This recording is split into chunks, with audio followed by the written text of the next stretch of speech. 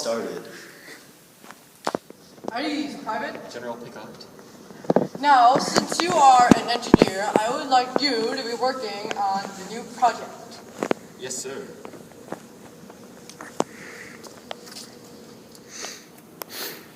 Ringglass, what are you working on? The Manhattan Project. It's under attack. Alright. Private! General Picard. Because of further Communist Association, you have been obviously discharged from the U.S. Army. You repeat that, private. Yes, sir. Alright. Glass, right? Glass. Huh? You work on the Manhattan Project, right? Yeah. So you could give me information, maybe for some extra money. Yes. Yes. Yeah? Yes. You're under arrest for espionage, No. Hands behind your back.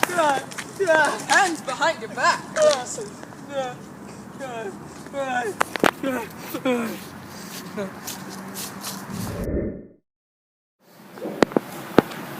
Would you tell us exactly what happened from the first minute you saw gold?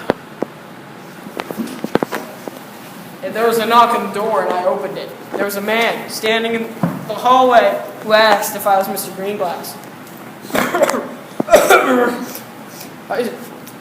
And I said yes. He stepped through the door and I said, and Julia sent me, and I said, oh! And walked to my wife's purse, took out the wallet, and took out the matched part of the Jell-O box. He produced his piece, and we checked them. They fitted, and the identification was made. He just wanted to know if I had any information, and I said, I have some, but I will have to write it up. Then he had left, and I started to work on my report.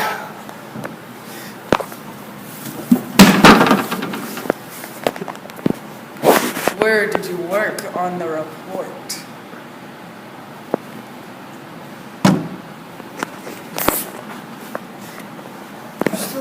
No, in my living room. Tell us exactly what you did. I gave a description of the experiment on the paper.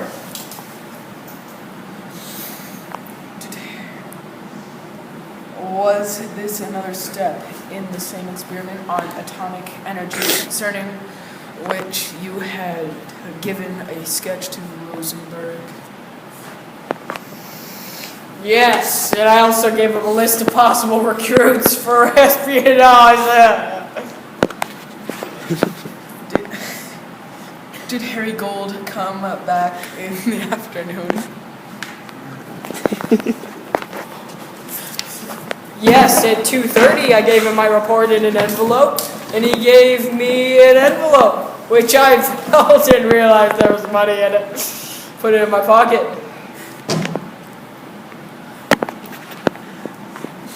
How much was in the envelope?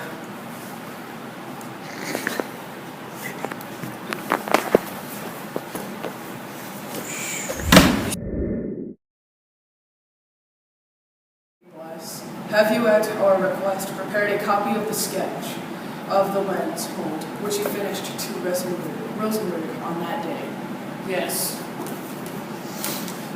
You know we offer that as evidence, correct? Yes. And did Rosenberg give you anything for this? Yes, an envelope of money, which I counted up later to be $500. We offer it in evidence. Okay. Before I make any objection, may I ask the witness several questions? Yes, go ahead. When did you prepare this? During the trial yesterday. Are you saying that the paper represents a true copy of the sketch you turned over to the Rosenbergs? Yes, to the best of my recollection at this time, yes, for $500.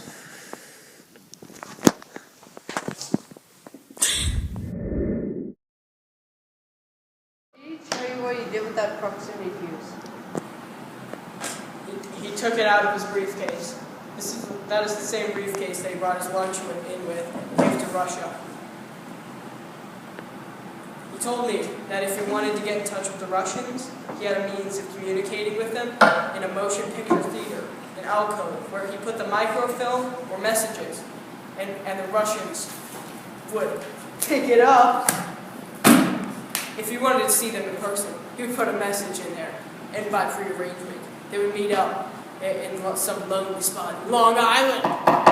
Ladies and gentlemen, when a defendant is put on the trial under our form of government, I am happy to say he is entitled to confrontation of all the evidence which the government contends to be proves his guilt.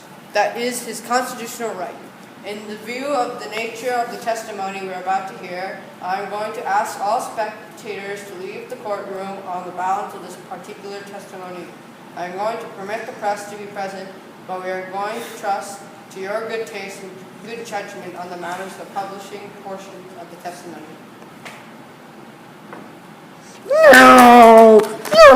Stop. Greenglass testified that Ethel Rosenberg, in his presence, typed the secret information on a portable typewriter, while he and Julius clarified ambiguous and ungrammatical language in Greenglass's draft. Greenglass then testified that Julius bragged as the typing was in progress, that he had stolen approximately fuse when working at Immersion Radio. I hope they get convicted. Who's that over there?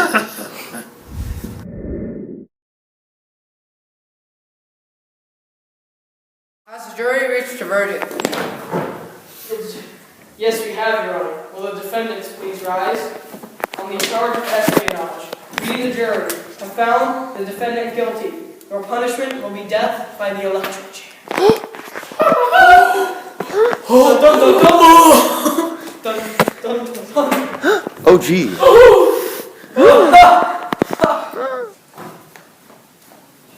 How was the work coming? Good. Can I interest you guys in some cookies? Sure. Cookies. It's the police. Ethel Rosenberg, you are under arrest. Okay, go.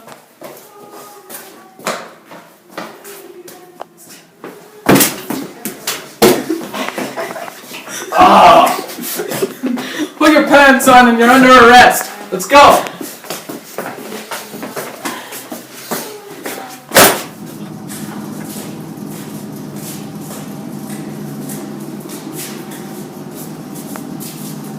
Do you have any more passports?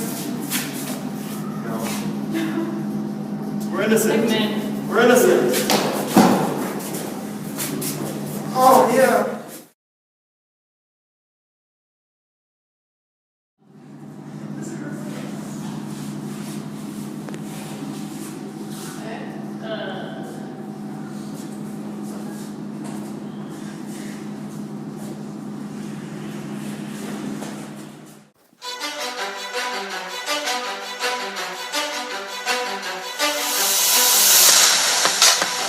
What's your password?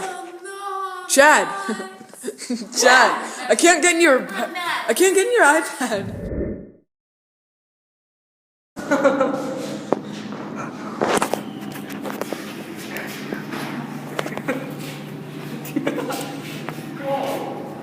Dude.